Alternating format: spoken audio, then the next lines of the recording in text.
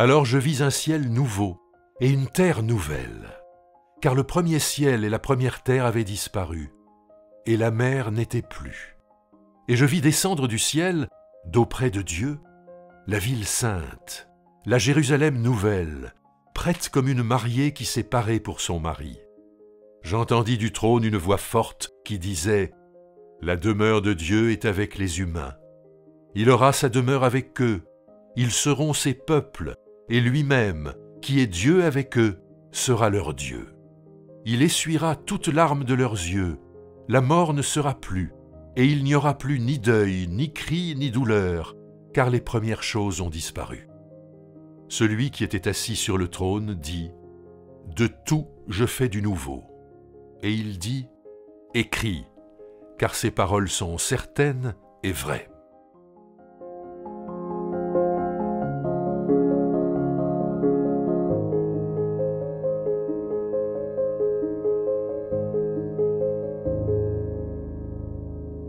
Le livre de l'Apocalypse est adressé aux églises d'Asie qui vivent la persécution. Et ce livre utilise un vocabulaire mythologique pour soutenir la foi de ces églises. Elle évoque le combat que ces églises ont à mener sous la forme d'une sorte de combat cosmique entre un dragon et un agneau immolé. Le dragon représente l'Empire romain qui est au sommet de son histoire, qui est une puissance à la fois économique, militaire, culturelle, religieuse. Et face à cet empire immense, il y a un agneau qui est le signe de cette église qui est petite, qui a le sentiment d'être un petit peu dérisoire, et qui pourtant est au service d'un agneau. Et si vous mettez un dragon contre un agneau dans un combat singulier, l'espérance de vie de l'agneau est assez limitée, mais le grand message de l'Apocalypse, c'est que à la fin, l'agneau est vainqueur du dragon. Et cette parole adressée à ces églises a peut-être été difficile à entendre pour ces églises, mais aujourd'hui, à nous qui vivons 20 siècles plus tard, nous savons qu'elle est vraie. Ça fait bien longtemps que le dragon de l'Empire romain a disparu, alors que l'agneau est encore de nos jours célébré tous les dimanches dans le monde entier.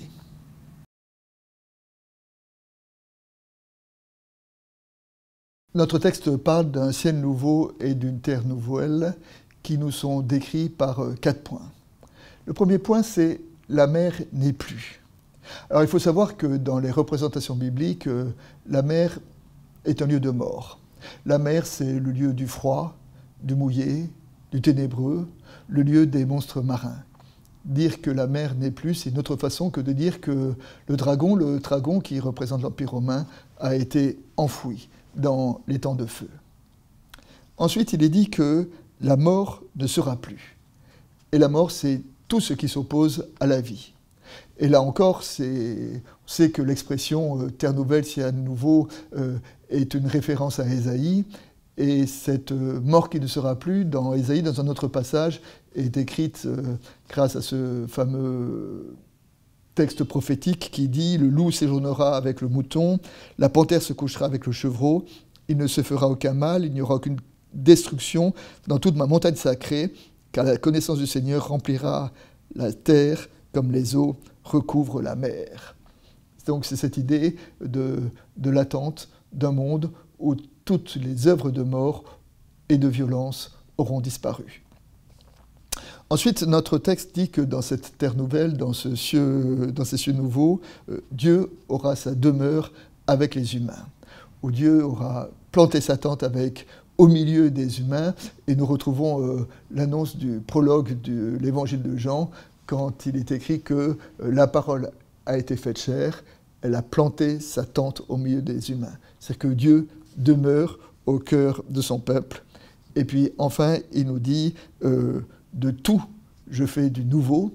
C'est-à-dire que cette terre nouvelle n'est pas une création radicalement nouvelle, mais elle est la récapitulation de tout ce qui existe. C'est tout, mais ce tout devient nouveau. Nouveau par la présence du Christ.